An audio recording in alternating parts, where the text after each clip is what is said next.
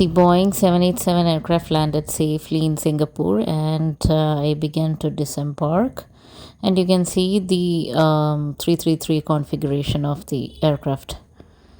After disembarking from the aircraft in Terminal 3, I strolled for some time, and then I thought I'll go to Terminal 2. As I've told in my earlier videos, the Singapore Changi Airport is my favorite airport, and you can spend your layover time here without getting bored, because this airport offers you many gardens, movie theaters, etc. for spending your time in layover. It is also easy to move from one terminal to another terminal with the help of the SkyTrain. You can even view the Jewel waterfall even when you are in the SkyTrain when you move from Terminal 2 to Terminal 3. I basically spent my time in Singapore airport visiting some gardens. Then I went to the movie theater and watched a movie, slept for some time in the theater, and then I proceeded to the butterfly garden, which is just near adjacent to the theater. And after spending some time at the butterfly garden, I went to the Singapore street food corner in the airport to have lunch. Basically, I had the South Indian idli as lunch, which was very tasty. After exploring the Singapore Changi Airport, I proceeded to my gate number A17, from where I'll be boarding the flight to Chennai at 8:25 p.m. And on my way to my gate, I saw this Airbus A380 flight of Singapore Airlines, which I wish to travel one day. In Singapore airport, unlike the airports in India, the security check happens just before you enter the aircraft. That is, when it's almost your boarding time or 1 hour before your boarding time, that is when the security check happens. And whereas in India and all, the security check happens as soon as you check in, or when or after your immigration. But here the security check happens just before the entry to the aircraft. So from Singapore to Chennai, I'll be again traveling in Boeing 787 aircraft of Singapore Airlines, and the flight time is around 4 hours, and I'll reach Chennai by around night 10 o'clock. Two aero bridges were connected to the aircraft, one for the business class and the other one for the economy and premium economy. And the features of the aircraft were similar to that of the features of aircraft which I have traveled from Bali to Singapore. All the seats were also having the infotainment system.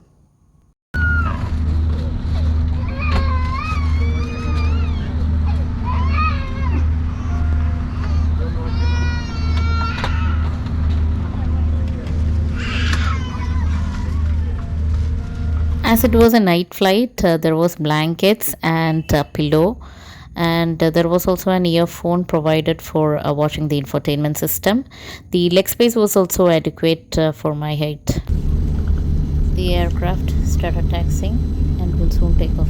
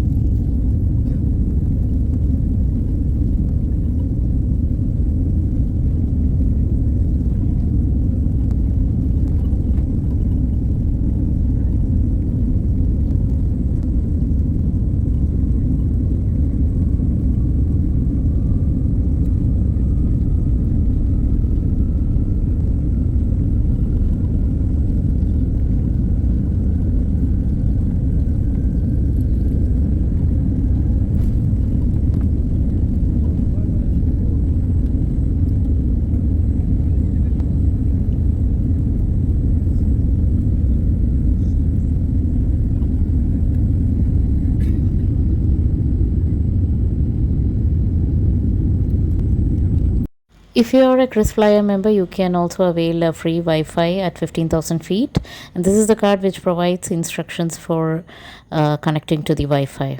Midway between flight, dinner was provided with mashed potato, veggies, fish, chaat, and dessert. Midway between the flight, I also saw some Indian regional movies, and by the time movie ended, we approached Chennai and we were soon about to land.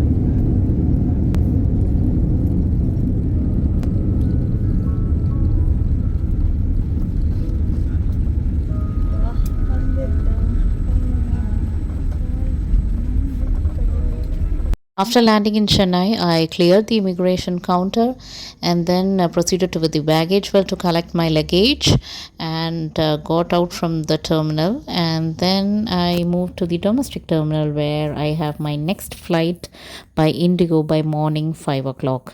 All I could see was Indigo flight in this terminal, and as I was waiting in a chair besides the check-in counter, the Indigo staff asked me to check in. He asked me to check in at 12:30 in the morning for a flight at 5:30, which was very generous of him. So I got my bag checked in and then was waiting inside the airport for my next flight to Cochin. I nearly dozed off for about 3 hours in the chair at the airport, and it was time for my flight. And as usual, Indigo is correct on time, and I'm back to my home after a 14-day travel to Indonesia.